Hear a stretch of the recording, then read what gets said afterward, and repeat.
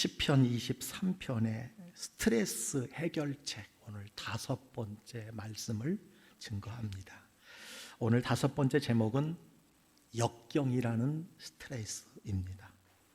역경은 일이 쉽게 풀리지 않아 어렵게 된 모습을 뜻하는 단어입니다.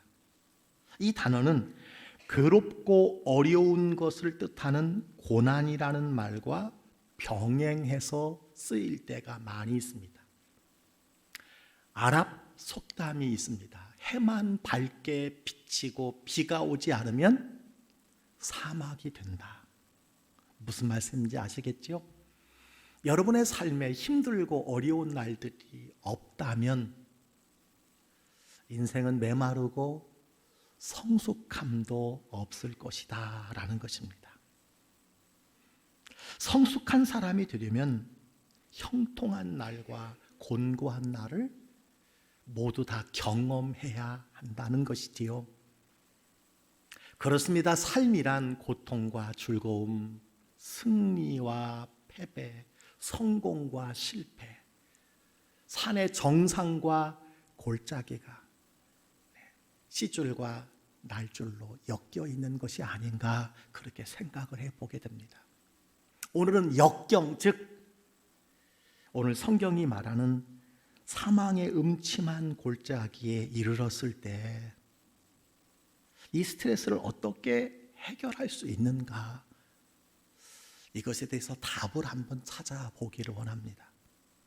여러분, 이스라엘에 실제로 죽음의 그늘, 사막의 골짜기가 있다고 합니다. 어떤 곳은 골짜기가 깊어서 햇볕이 들어오지 않기 때문에 하루 종일 어둡고 음산한 골짜기가 있다고 합니다.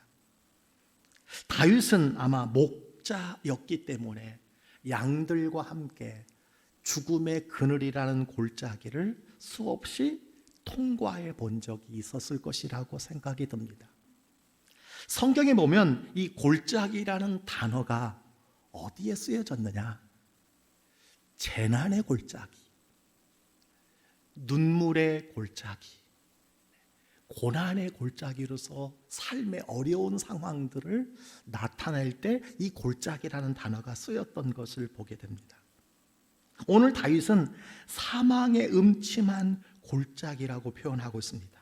따라서 본문에서 이 골짜기가 상징하는 것은 삶의 역경이다라고 우리가 말할 수 있습니다. 우리 삶이 이런 골짜기를 지날 때, 이런 골짜기에 처할 때 어떻게 해야 할 것인가? 혹시 지금 이 골짜기를 지나가는 분이 계십니까? 이 골짜기에서 낙심하고 절망하는 분이 이 자리에 계십니까? 삶의 역경을 만났을 때, 삶의 골짜기를 만났을 때 꼭 기억해야 할 것이 있어요. 여러분, 이것을 기억하시기를 바랍니다. 첫째는요, 역경은 피할 수 없다는 겁니다. 살다 보면 누구나 골짜기는 반드시 만나게 되어 있습니다. 나만 골짜기가 있는 것 같지요? 아닙니다. 누구나 다 인생의 골짜기가 있습니다. 여러분 중에는 어려운 삶의 골짜기에서 막 빠져나오신 분이 있고, 지금 골짜기를 통과하는 분이 있을 수 있고, 삶의 골짜기를 향해서 가고 있을 수도 있다고 생각을 합니다. 삶의 골짜기는 하나가 지나면 또 다른 골짜기가 곧바로 다가오더라는 거예요. 그래서 예수님은 요한복음 16장 33절에 너희가 세상에서 환난을 당하나 담대하라 말씀해 주셨습니다. 세상에 살아가는 성도들에게는 환난이 있다는 겁니다. 골짜기가 반드시 있다는 것입니다. 그렇습니다. 고난이나 역경은 기정된 사실이지만 언제 일어나느냐의 문제일 뿐이라는 거예요. 고통과 슬픔과 아픔과 좌절과 실패의 시간은 반드시 있다는 것입니다. 반드시 있습니다. 이런 일들은 삶의 일부라는 거예요. 여러분이 역경을 만났다고 해서, 골짜기를 만났다고 해서 놀라지 마시기를 주의 이름으로 축원합니다. 골짜기는 피할 수가 없어요. 두 번째 우리가 기억해야 할 것이 있습니다. 역경은요, 예측할 수가 없다는 거예요. 역경은 항상 예상치 못하고 기대하지 않을 때 찾아옵니다. 보통은 준비하지 않고 있을 때 찾아온다는 거예요. 가장 편할 때 차가 펑크 난 적이 있습니까? 그렇지 않지요. 주로 가장 바쁘고 정말 중요한 시간에 차가 빵꾸 날 때가 참 많이 있고 차가 고장 날 때가 참 많이 있습니다. 그렇습니다. 역경은요, 예측할 수가 없습니다. 역경이 갑자기 찾아옵니다. 예측할 수가 없어요. 전화 한 통화로, 문자 하나로 하루가 불행하게 바뀐 적이 얼마나 많이 있습니까? 건강검진을 받은 후에 갑자기 나타난 그 검진의 결과 때문에 하루가 우울하고 일주일이 우울한 가운데 살아갈 때가 얼마나 많이 있습니까? 역경은 뜻하지 않을 때 일어납니다. 예측할 수 없습니다. 세 번째 우리가 기억해야 할 것은 역경은 누구에게나 찾아온다는 거예요. 역경으로부터 자유로운 사람은 하나도 없습니다. 고통과 슬픔으로부터 면제된 사람은 없습니다. 역경은 선한 사람과 악한 사람을 구별하지 않습니다. 여러분, 악한 사람에게만 문제와 시련과 질병과 상처와 우울증과 좌절감이 있는 것일까요? 아니지요. 그래서 우리가 말합니다. 저 선한 사람에게, 저 착한 사람에게, 법 없이 사는 사람에게 어떻게 저런 일이 일어나는가? 우리가 자주 고백하는 말 아닙니까? 그런 것들이 있다는 사실은요, 여러분이 사람이라는 것을 증명해 주는 것입니다. 살아있다라고 하는 것을 증명해 주는 거예요. 성경은 우리에게 말합니다. 악한 사람에게도 좋은 일이 일어나고 선한 사람에게도 나쁜 일이 일어나는 것을 분명히 말해주고 있어요. 벌 받을 텐데, 저러면 벌 받는데, 근데 벌을 안 받을 때가 참 많이 있어요. 복 받을 텐데, 그런데 아직 복을 받지 못하는 것처럼 느껴질 때가 많이 있습니다. 여러분, 무엇을 말합니까? 역경은 누구에게나 일어난다는 거예요. 공평하다는 것입니다. 예수 믿는 사람이나 믿지 않는 사람이나. 예수님께서 말씀을 하셨습니다. 마태복음 5장 45절에 이같이 한즉 하늘에 계신 너희 아버지의 아들이 되리니 이는 하나님이 그 해를 악인과 선인에게 비추시며 비를 의로운 자와 불의한 자에게 내려주심이라. 우리가 역경을 만날 때 당황하여 묻는 질문이 있지 않습니까? 여러분, 무엇입니까? 하나님 왜 나에게 이런 일을 합니까? 하나님 왜 우리 집입니까? 하나님 왜 내 자녀입니까? 그러나 하나님께 물어야 할 것은 오늘 말씀을 통해서 보니까 하나님 왜 내게 이런 일이 안 일어났습니까? 이렇게 물어야 된다는 거예요. 왜냐하면 역경은 누구에게나 찾아오기 때문이라는 것입니다. 여러분, 악한 사람들이 사는 곳만 산불이 일어나지 않습니다. 벌 받을 짓 한 사람들이 사는 동네만 가뭄이 지지 않아요. 예. 오늘 말씀처럼 의로운 자와 불의한 자에게 똑같이 비를 내리시고 해를 비추신다는 사실을 여러분 기억해야 합니다. 여러분은 모든 사람이 겪는 역경에서 면제받은 사람이 아니라는 거예요. 그렇습니다. 이 세상은 눈물과 사망과 애통이나 곡하는 것이나 아픈 것이 상존하는 곳입니다. 눈물과 사망과 애통하는 것이나 곡하는 것이, 아픈 것이 없는 곳이 어딜까요? 네, 천국입니다. 그러나 이 세상은요, 천국이 아니기 때문에 역경은 누구에게나 찾아온다는 사실을 우리가 기억해야 돼요. 또 한 가지 기억해야 할 것이 있습니다. 역경은 반드시 뭐가 있어요? 끝이 있다는 사실이에요. 역경이 항상 계속되는 것은 아닙니다. 우리가 역경이 너무 힘든 이유는, 견디기 힘든 이유는 이것이 계속될 것이라는 착각 때문이에요. 다윗은 내가 사망의 골짜기로 다닐지라도 이렇게 말했습니다. 여러분은 한평생 골짜기에서만 보내는 것이 아니라는 사실을 기억해야 돼요. 우리가 역경을 당할 때는 벗어날 길이 없다고 생각하지만, 골짜기를 통과하는 끝이 없다고 생각하지만 반드시 끝이 있다는 거예요. 여러분 지금 골짜기를 만났습니까? 끝이 있다는 사실을 기억하시길 바랍니다. 역경이란 터널과 같아요. 터널. 시작이 있고 끝이 있습니다. 여러분 터널을 들어가면, 요즘은 긴 터널이 있더라고요. 막 10분을 달려야지 돼요. 그러나 길지만 끝이 있다는 거예요. 나오게 되어 있다는 거예요. 햇볕을 보게 된다는 거예요.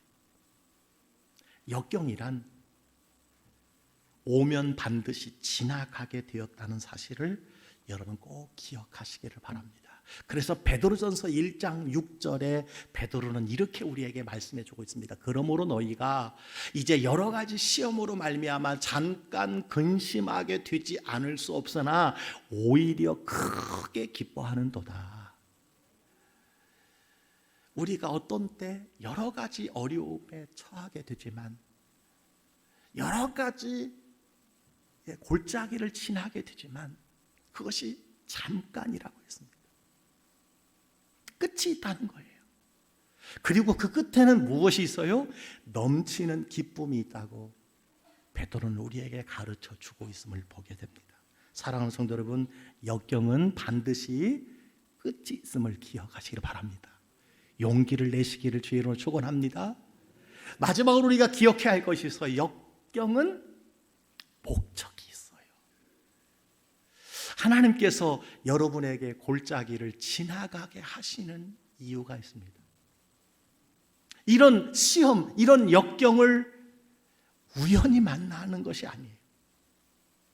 하나님께서는 여러분들의 믿음을 성장시키고 성숙시키기 원하신다는 사실을 기억하시려 합니다. 베드로전서 1장 6절로 7절은 그래서 이렇게 우리에게 말씀해 주고 있습니다. 너희 믿음의 확실함은, 여러분의 믿음의 확실함을 살펴보시기 위해서 불로 연단하여도 없어질 금보다 더 귀하여 예수 그리스도께서 나타내실 때의 칭찬과 영광과 존귀를 얻게 할 것입니다. 여러분, 이 골짜기 역경을 통해서 예수 그리스도께서 오실 때에 칭찬과 영광과 존귀를 얻도록 성장하고 성숙하게 하시기 위함이라고 주님은 우리에게 말씀해 주고 있습니다. 여러분, 그렇습니다. 산의 정상에 있는 것을 우리는 선호하지만, 늘 정상에만 있기를 원하지만, 어때요? 정상에서는 결코 믿음이 자라지 않습니다. 평탄한 곳에서는 절대 믿음이 자라지 않아요. 인생의 골짜기에서 믿음이 자라는 거예요. 인생의 골짜기에서 하나님을 만나는 겁니다. 인생의 골짜기에서 하나님 앞에 엎드리는 것입니다. 모든 것이 잘 되고 정상적일 때 하나님을 찾는 자가 많지 않습니다. 그러나 인생의 골짜기에 이르렀을 때, 인생의 여러 가지 예상치 못한 일들을 우리가 만났을 때 비로소 전능자 하나님 앞에 무릎을 꿇게 되는 거예요.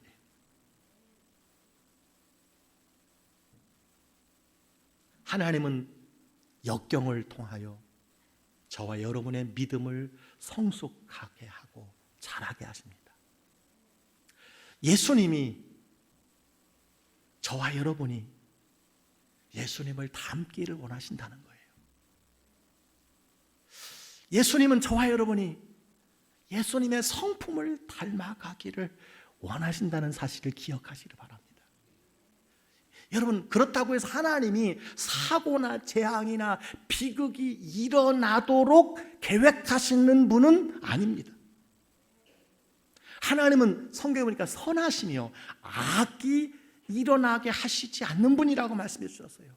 악을 행하실 수 없는 분이 하나님이에요. 그러나 하나님께서는 질병이나 사고나 재해를 선용하시는 분이에요.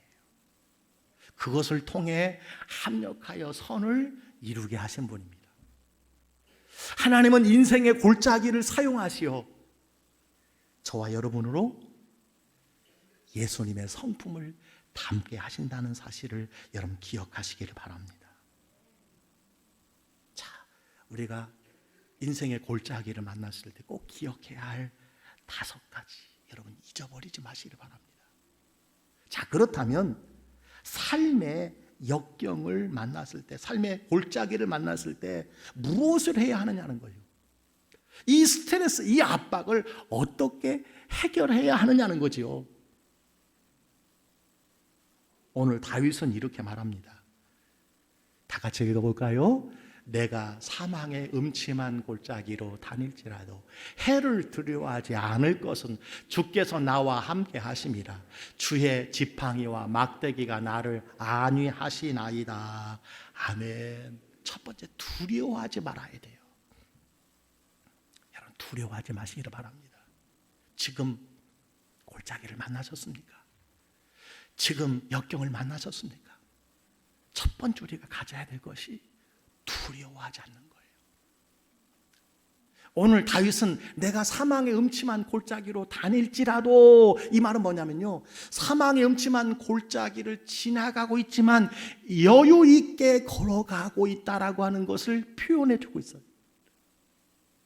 왜 여유가 있는 것일까요? 해를 두려워하지 않는다는 거예요. 아무것도 두려워하지 않는다는 말씀입니다. 여러분, 다윗이 내가 해를 두려워하지 않을 것이다 라고 하는 이 고백은요, 자신의 의지를 나타내는 거예요. 중요한 말씀입니다. 나는 해를 두려워하지 않을 거야. 나는 결탄코 해를 두려워하지 않을 거야. 이렇게 고백을 하고 있는 거예요. 하나님을 믿기 때문에, 하나님이 나와 함께 하시기 때문에 골짜기를 지난다 할지라도, 역경을 통과한다 할지라도 나는 두려워하지 않아. 나는 결코 두려워하지 않을 거야. 자기 의지를 고백하고 있다는 거예요. 여러분, 역경을 만났습니까? 두려워하지 않는 것이 중요합니다. 지금 골짜기를 걸어가는 중에 있습니까? 혹시 크게 두려운 상태에 있습니까? 여러분, 두려움은요, 그림자와 같아요. 그림자. 그림자가 뭡니까? 실제보다 너무너무 커 보이는 거예요. 그게 그림자입니다. 여러분, 두려움은 안개와 같아요. 안개. 그런데요, 그 안개 모아봐야 물 한 종기도 안 되는 것을 우리는 기억해야 합니다. 그런데 저와 여러분이 이 골짜기를 지날 때 첫 번째 어려움을 겪는 이유가 두려움을 선택한다는 거예요. 내가 두려움을 선택하는 거예요. 저는 여러분이 지금 어떤 골짜기를 걸어가고 있는지 다 알지 못합니다. 그런데 사람들은요, 삶의 골짜기에서 항상 두렵고 부정적인 면만을 선택해서 본다는 거예요.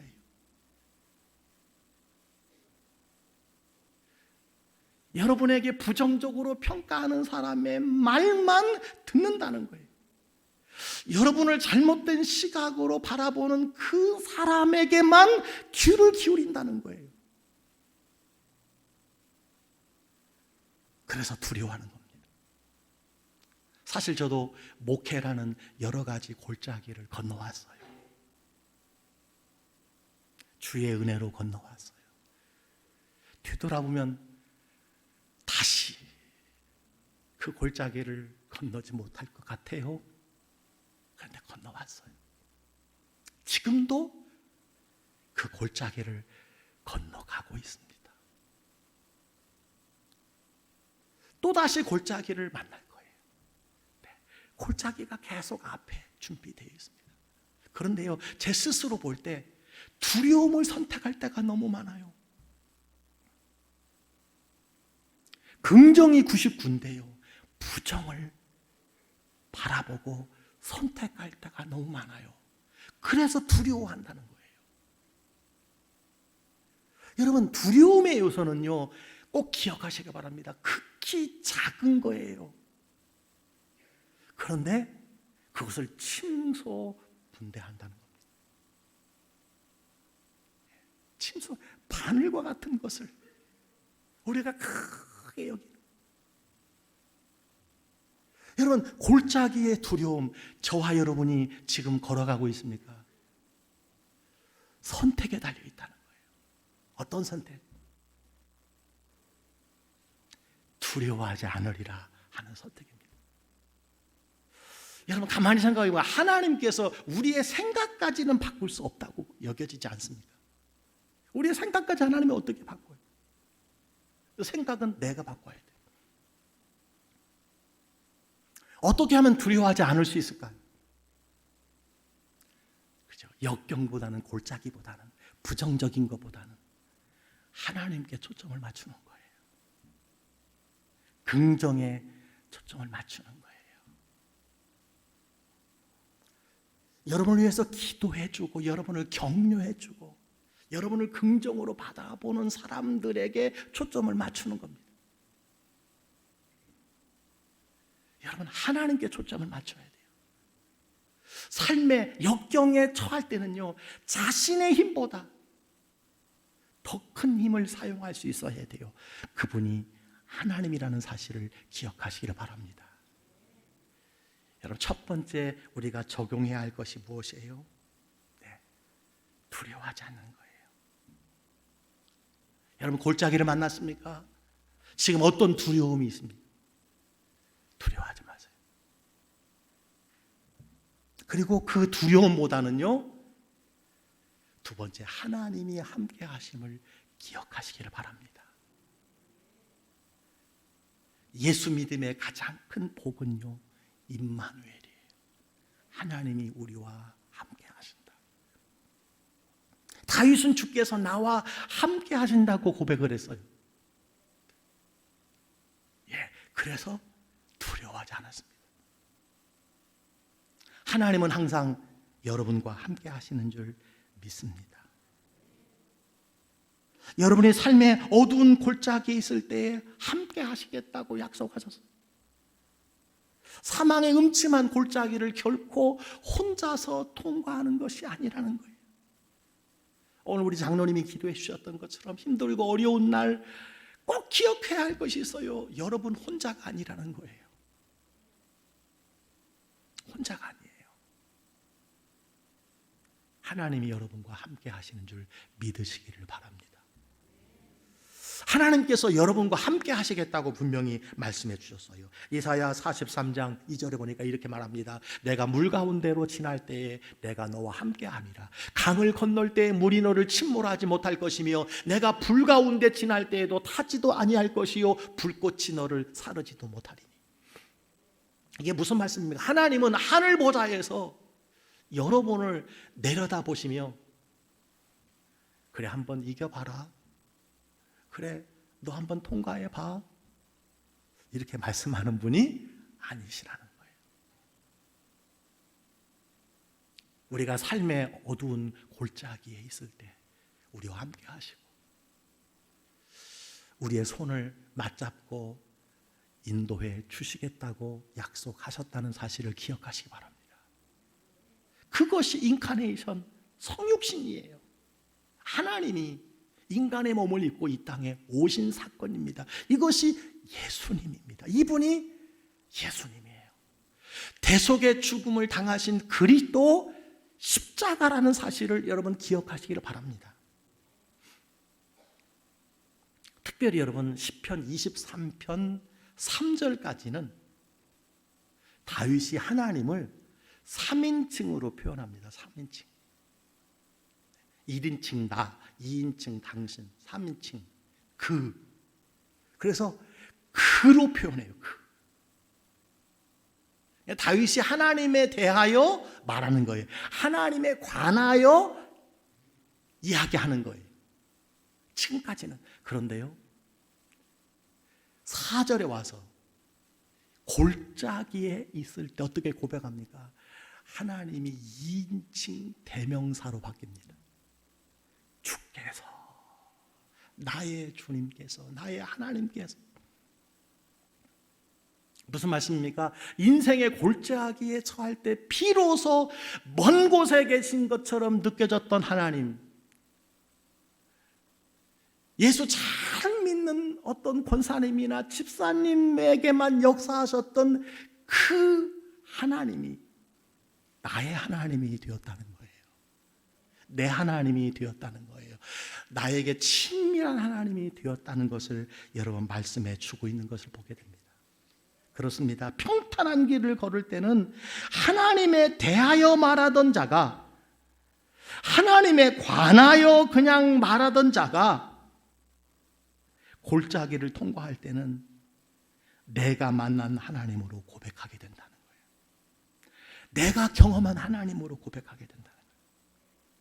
수많은 그리스도인들이 인생의 골짜기에서 하나님을 대면하고 살아계신 하나님의 역사하시는 하나님을 말하는 것이라는 거예요. 그것이 무엇입니까? 간증이에요.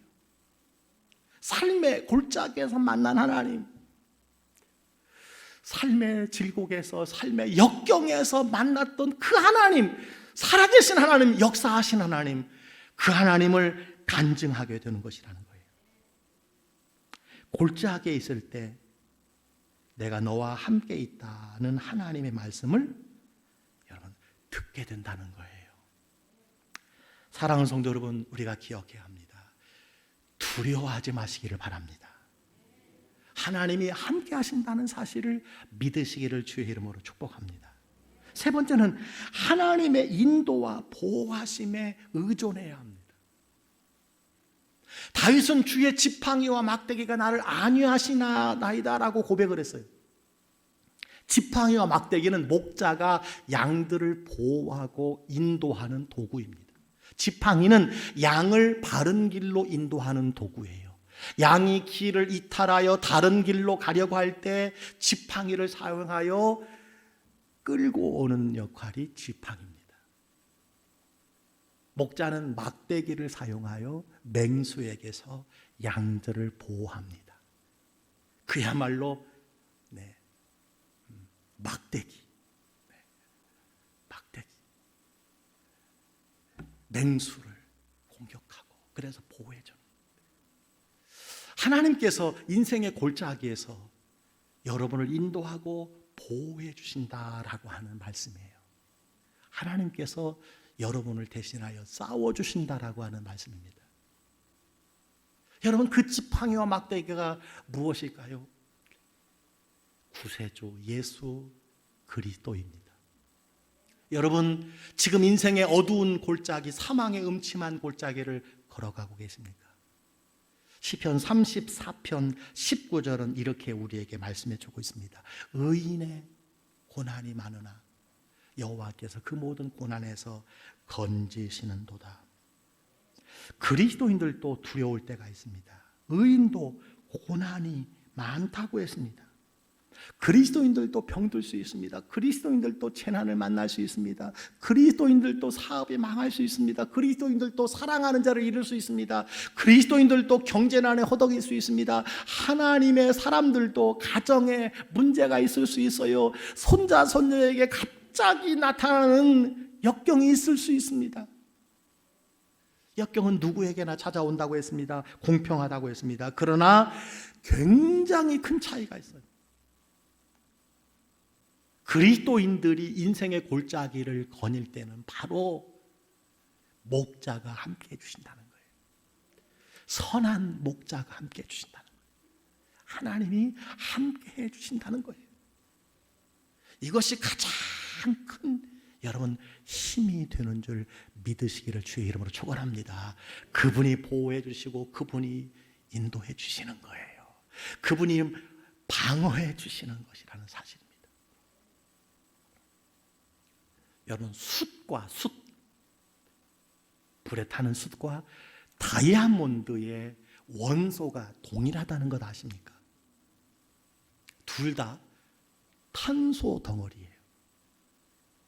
그런데 왜 숯은 싸고 고기 굽는 정도로 쓰임받고 한 번 쓰임받고 버려지는 것일까요? 반대로 다이아몬드는요, 찬란한 빛을 내는 고가의 보석으로 오랫동안 인정받는 것일까요? 이 두 가지 사이에 한 가지 차이가 있을 뿐이라고 합니다. 한 가지 차이가 뭔지 아십니까? 그것은 압력 때문이라고 합니다. 압력. 한마디로 숯은 압력을 받지 않은 탄소 덩어리이고 다이아몬드는 엄청난 압력을 견디어낸 탄소라는 것입니다. 여러분 여기에 놀라운 영적 진리가 있습니다. 참 좋으신 하나님께서, 저와 여러분을 사랑하시는 하나님께서 여러분의 인생에 왜 이런 역경을, 왜 이런 골짜기를 주시는 것일까요? 왜 이런 어려움을 허락하시는 것일까요?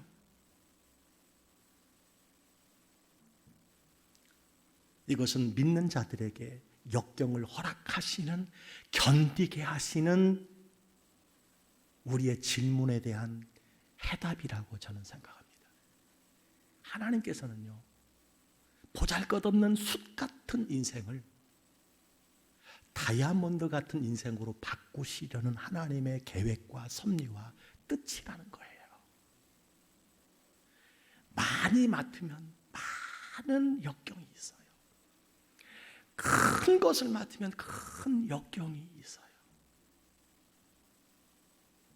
예, 다이아몬드를 만드시는 거예요. 여러분 고린도후서 4장 17절에 이런 말씀이 있습니다. 우리 다 같이 한번 읽어볼까요? 시작. 우리가 잠시 받는 환난에 경한 것이 지극히 크고 영원한 영광에 중한 것을 우리에게 이루게 함이니. 아멘. 예, 우리가 당하는 여러분 그 역경, 잠시 그리고 경한 것이라는 거예요. 지극히 크고 영원한 영광에 중한 것을 이루게 하신다는 거예요. 우리는 지금 코로나 바이러스로 인해서 온 지구촌이 위기를 경험하고 있습니다. 외로움과 고독이지요. 질병과 그리고 경제적 손실과 또 관계의 단절과 또 스트레스 압박에 하루에도 300명, 400명이 이 코로나로 세상을 떠나가고 있습니다. 얼마나 힘이 드는지 몰라요. 거기에 인생 골짜기, 사업 골짜기, 질병 골짜기, 신앙생활의 골짜기를 만나신 분도 계실 것이라고 생각합니다. 오늘 그 골짜기 가운데 이 자리에 나오신 분들이 많이 계실 것이라고 생각합니다. 사랑하는 성도 여러분, 여러분의 그 골짜기 뒤에는 하나님의 큰 목적이 있습니다. 그 역경 뒤에는 하나님의 중한 목적이 있다는 거예요. 저는 그래서 고난과 역경은 악이 아니라 그리스도인들에게 약이라고 믿습니다. 악이 아니에요. 약이라는 거예요. 보약이라는 것입니다. 이 역경을, 압력을 견뎌낸 교회는, 이 골짜기를 통과해낸 교회는 다이아몬드 같은 교회가 될 줄 믿습니다. 하나님이 지금도 일하신다고 저는 믿어요. 하나님이 한국교회를 다시 회복시키시기 위해서 잠시 우리에게 환난에 경한 것을 주었다고 저는 믿습니다. 다이아몬드 같은 교회로 다시 일어나게 될 줄 믿습니다. 여러분, 이 코로나의 역경을 믿음으로 잘 이겨낸 뒤에 우리 성도님들의 믿음과 영혼이 어떻게 될까요? 그렇습니다. 다이아몬드 같이 될 줄로 믿습니다. 다이아몬드 같은 신앙을 갖게 되는 줄 믿습니다. 이미 수처럼 변해버린 성도들이 일부 있어요. 너무 안타까워요. 다이아몬드로 쓰임받는 저와 여러분이 다 되시기를 주의 이름으로 축원합니다. 말씀을 마칩니다. 사랑하는 성도 여러분, 이 역경을 두려워하지 말고 숫덩이에 불과한 내 인생을 다이아몬드로 만들어 가시는 하나님의 손길을 경험하시기를 바랍니다. 느끼시기를 바랍니다. 누리시기를 바랍니다. 여러분, 역경을 참고 견디어 내시기를 주의 이름으로 축원합니다. 욥기 23장 10절에 보니까 내가 가는 길을 그가 아시나니 그가 나를 단련하신 후에는 내가 순금같이 되어 나오리라 말씀해 주셨어요. 순금같이 나오게 될 겁니다. 주께서 여러분을 단련하신 후에 정금, 순금 같은 믿음의 사람이 되게 할 줄 믿습니다. 그렇게 사시기를 주의 이름으로 축복합니다.